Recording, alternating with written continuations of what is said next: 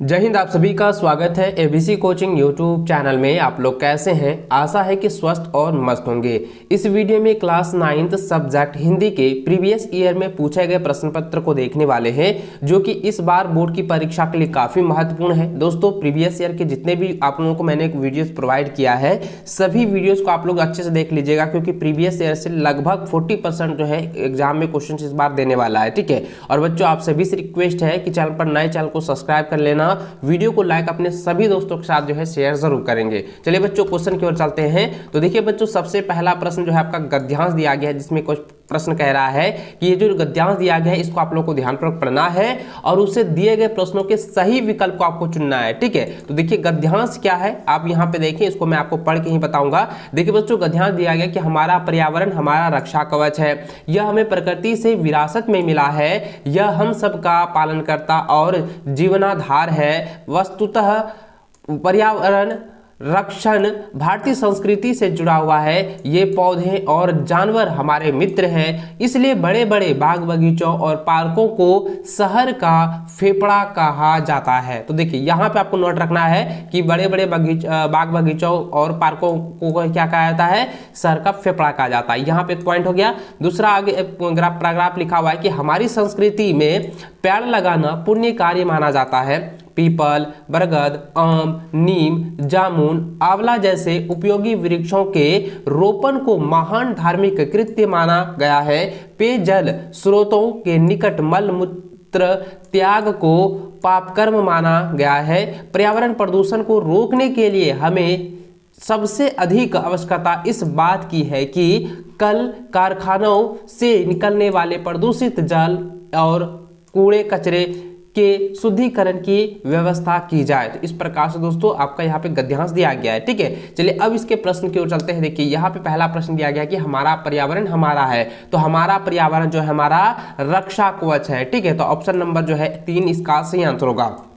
अगला है कि हमें प्रकृति से विरासत में क्या मिला है। देखिए बच्चों, हमने प्रकृति में क्या देखा कि हमें प्रकृति में पर्यावरण जो है विरासत में मिला है। तो ऑप्शन नंबर क्या हो जाएगा? 2 जो है इसका सही आंसर होगा। ठीक है। चलिए अगला सवाल है कि बड़े बड़े बाग बगीचों और पार्कों को क्या कहा जाता है? तो शहर का फेफड़ा कहा जाता है। तो ऑप्शन नंबर 4 इसका सही आंसर होगा। अगला सवाल दिया गया है कि हमारी संस्कृति में पेड़ लगाना कौन सा कार्य माना जाता है? तो दोस्तों पुण्य कार्य माना जाता है। ऑप्शन 1 इसका राइट आंसर होगा, सही आंसर होगा। अगला सवाल 5वां नंबर दिया गया है, जो कि इसके पहले आपका गद्यांश दिया गया है। यहाँ पे इस छोटे से गद्यांश को आप लोग को पढ़ना है। देखिए इस गद्यांश में दिया गया है कि जीवन का अर्थ है जोश, उत्साह, हिम्मत और जिंदादिली। कहते हैं जिंदगी जिंदादिली के नाम है, मुर्दा दिल का खाक जिया करते हैं। हलचल, हिम्मत, साहस जीवन की निशानी है। जो लोग हर क्षण उत्साह की तरंग में रहते हैं, उनकी जीवन जीने की शैली मनोरम होती है। वे जीवन के हर खतरे को चुनौती समझकर झेलते हैं। उनका जीवन उत्सव जैसा बन जाता है। उन्हें हर क्षण नया काम मिलता रहता है। वे अपने मन में स्फूर्ति और नवीनता का अनुभव करते हैं। वे कभी मन में निराशा और ग्लानि अनुभव नहीं करते, बल्कि उन्हें खतरों से जूझते हुए भी हर्ष और संतोष प्राप्त होता है। तो इस प्रकार से छोटा सा गद्यांश है। चलिए अब इससे रिलेटेड जो प्रश्न दिए गए उसको देखते हैं। तो देखिए दोस्तों, यहाँ पे 5वां नंबर प्रश्न दिया गया है कि जोश, उत्साह, हिम्मत और जिंदादिली किसका अर्थ है? तो दोस्तों यह जो है जीवन का अर्थ है। ऑप्शन 3 इसका सही आंसर होगा। अगला है किसका नाम जिंदगी है? तो दोस्तों जिंदादिली का नाम ही जिंदगी है। तो ऑप्शन नंबर जो है 1 इसका सही आंसर होगा। अगला प्रश्न 7वां नंबर है कि हर क्षण उत्साह की तरंग में रहने वाले लोगों की जीवन जीने की शैली कैसी होती है? तो मनोरम होती है। तो ऑप्शन नंबर 3 इसका सही आंसर हो गया। अगला सवाल है कि जीवन के हर खतरे की चुनौती समझकर झेलने वाले लोगों का जीवन कैसा बन जाता है? तो दोस्तों उत्सव जैसा बन जाता है। तो ऑप्शन नंबर 4 जो है इसका सही आंसर होगा। अगला सवाल 9 नंबर दिया गया है। देखिए यहाँ पे जो है आपका पत्र लेखन से है। देखिए पत्र लेखन से है और यहाँ पे कह रहा है कि इस पत्र लेखन में जो रिक्त स्थान है उसको सही विकल्प द्वारा आपको यहाँ पे भरना है। ठीक है, तो देखिए दोस्तों यहाँ पे दिया गया मेरे प्रिय अनुज सौरभ, उसके बाद क्या यहाँ पे देख सकते हैं दिया गया स्थान परीक्षा भवन, उसके बाद तारीख दिया है, उसके बाद सदा खुश रहो। ठीक है, उसके बाद यहाँ पे तुम्हारा, यहाँ पे क्या लिखेंगे, तुम्हारा पत्र मुझे प्राप्त हुआ, तुम्हारा पत्र यहाँ पे लिखेंगे तुम्हारा पत्र। ठीक है, मुझे प्राप्त हुआ, पढ़कर मैं आनंदित हुआ, तुम्हारा। उसके बाद 10वां नंबर का ऑप्शन देख लेते हैं, तो 10वां नंबर क्या हो जाएगा, तो यहाँ हो जाएगा तुम्हारा मन, यहाँ पे हो जाएगा 10 नंबर में क्या हो जाएगा, मन। लगाकर पढ़ाई से जुटे हुए हो, यह खुशी की बात है। एक मूल मंत्र गांठ बांध लो, एक मूल मंत्र गांठ बांध लो। और 11 नंबर में भरा जाएगा यहाँ पे समय। ठीक है, क्या हो जाएगा, समय, यहाँ पे हो जाएगा समय बड़ा बलवान होता है आदमी नहीं। यहाँ पे वो जो है समझा रहा है, उसको एडवाइस दे रहा है। और 12 नंबर यहाँ पे भरेंगे दोस्तों, 12 नंबर हो जाएगा बीता। ठीक है, बीता हुआ समय। ठीक है, यहाँ पे क्या हो जाएगा, बीता हुआ समय वापस नहीं आता, इसलिए मेरा परामर्श है कि तुम समय के महत्व को जानते हुए, तुम समय के महत्व को जानते हुए 13 नंबर हो जाएगा क्या, परिश्रम। ठीक है, परिश्रम पर बल देते रहो। तो यहाँ पे क्या हो जाएगा बच्चों, यहाँ पे हो जाएगा परिश्रम। इसको आप लोग जो है ना नोट कर लीजिए, परिश्रम पर बल देते हुए अपनी पढ़ाई पर ध्यान दो। माता पिता सभी की ओर से तुम्हें आशीर्वाद एवं शुभकामनाएं, तुम्हारा भैया केशव। इस प्रकार से दोस्तों आपका पत्र लेखन जो कंप्लीट हो चुका है, इसको आप लोग जो है नोट कर लेना। चलिए अगला प्रश्न देखिए दोस्तों, 14 नंबर दिया गया कि गायक का सही स्त्रीलिंग क्या होगा। तो दोस्तों गायक का सही स्त्रीलिंग शब्द क्या होता है, गायिका होता है। तो ऑप्शन नंबर जो है 3 इसका सही आंसर होगा। अगला सवाल है कि कठिनाइयों का सही बहुवचन है, तो कठिनाई का सही वचन क्या हो जाता है दोस्तों, कठिनाइयां। ठीक है, कठिनाई का क्या हो जाएगा, कठिनाइयां हो जाएगा। तो कठिनाइयां कौन सा, तो देखिए ये हो जाएगा ऑप्शन नंबर जो है, ऑप्शन नंबर जो है क्या, ऑप्शन नंबर 1 इसका सही आंसर होगा कठिनाइयां। इसको आप लोग नोट कर लीजिए। अगला सवाल दिया गया कि प्रांत किसका पर्यायवाची शब्द है, तो प्रांत जो है प्रदेश का जो है पर्यायवाची शब्द है। तो ऑप्शन नंबर 3 इसका सही आंसर हो जाएगा। अगला सवाल है कि मनुष्य एक प्राणी है, तो मनुष्य एक सामाजिक प्राणी है। तो ऑप्शन नंबर 3 इसका हो जाएगा सामाजिक। ठीक है, इसको आप लोग नोट कर लीजिएगा, क्योंकि दोस्तों यहाँ पे ये कहा गया था कि समाज का विशेषण बनाकर एक स्थान भरना है, तो समाज का विशेषण क्या हो जाएगा, सामाजिक हो जाएगा। तो ऑप्शन नंबर जो है 3 इसका सही आंसर होगा।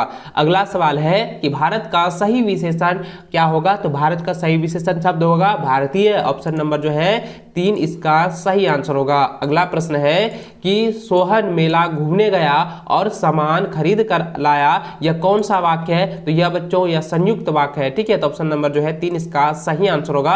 यह कौन सा वाक्य है, संयुक्त वाक्य है। अगला प्रश्न 20 नंबर है कि निम्न में से सरल वाक्य का उदाहरण कौन है, तो दोस्तों सरल वाक्य का उदाहरण हो जाएगा, देखिए यहाँ पे क्या हो जाएगा, यहाँ पे देखिए सरल वाक्य यहाँ पे पूछा गया है, तो क्या हो जाएगा, देखिए यहाँ हो जाएगा ये शाम हुई और तारे निकल गए, तो शाम हुई और तारे निकल गए। तो ऑप्शन नंबर 2 इसका सही आंसर होगा, सरल वाक्य होगा। अगला प्रश्न 21 नंबर दिया गया कि साकार का सही विलोम होता है, तो साकार का सही विलोम होता है निराकार। ऑप्शन नंबर 3 जो है इसका सही आंसर होगा। अगला प्रश्न जो है 22 नंबर दिया गया कि चीर चीर का सही अर्थ है, तो देखिए बच्चों मैंने पहले भी आपको कहा था चौमारसी करो चीर का मतलब होता है पुराना, और चौमादृघी करो चीर का मतलब होता है कपड़ा, तो पुराना और कपड़ा। तो यहाँ पे हो जाएगा ऑप्शन नंबर 2 जो है इसका सही आंसर होगा। ठीक है, अगला है ये आग बबूला होना मुहावरे का सही अर्थ होगा, तो आग बबूला होना का मतलब हो गया क्रोधित होना। ऑप्शन नंबर जो है 3 इसका सही आंसर होगा। अगला प्रश्न है कि गिरगिट की तरह, तो यहाँ हो जाएगा रंग बदलना, गिरगिट की तरह रंग बदलना। ठीक है, रंग बदलना मुहावरे का सही रिक्त स्थान होगा। ठीक है, तो यहाँ पे ऑप्शन नंबर जो है 1 इसका सही आंसर होगा रंग। अगला प्रश्न देखिए दोस्तों दिया गया है कि 2 बैलों की कथा में से लिया गया है प्रेमचंद का जो ये कहानी है। तो इसमें दोस्तों यहाँ पे पहला प्रश्न 25 नंबर दिया गया है कि 2 बैलों की एक बार किस जानवर से जो है भिड़ंत हुआ था, दोस्तों सांड से हुआ था। ठीक है, तो ऑप्शन नंबर जो है 4 इसका सही आंसर होगा। अगला है कि राहुल सांस्कृत्यानंद ने तिब्बत की यात्रा किस वेश में की थी, तो दोस्तों इसका आंसर आएगा भिखमंगे के छद्मवेश में, तो ऑप्शन नंबर जो है 2 इसका सही आंसर होगा। अगला प्रश्न है कि धीरे धीरे सब कुछ बदल रहा है, यह पंक्ति किस पाठ से ली गई है? तो दोस्तों धीरे धीरे सब कुछ बदल रहा है, ये कौन सी जो है कौन सी पाठ से ली गई है? तो दोस्तों इसका आंसर क्या हो जाएगा? ये हो जाएगा उपभोक्ता की संस्कृति। ठीक है, ऑप्शन नंबर जो है 1 इसका सही आंसर होगा। चलिए अगला प्रश्न दिया गया है कि गुरुदेव कुछ दिनों के लिए शांति निकेतन छोड़कर कहाँ चले गए? तो दोस्तों इसका आंसर हो जाएगा यहाँ पे क्या हो जाएगा? ये श्री निकेतन। ठीक है, ये श्री निकेतन छोड़कर चले गए, तो ऑप्शन नंबर जो है 4 इसका सही आंसर होगा। अगला प्रश्न जो है 29 नंबर दिया गया, अतीत में चलचित्र किसकी गद्य रचना है? तो दोस्तों अतीत में चलचित्र जो है ये किसकी रचना है? ये है महादेवी वर्मा की, तो ऑप्शन नंबर जो है 3 इसका सही व सटीक आंसर होगा।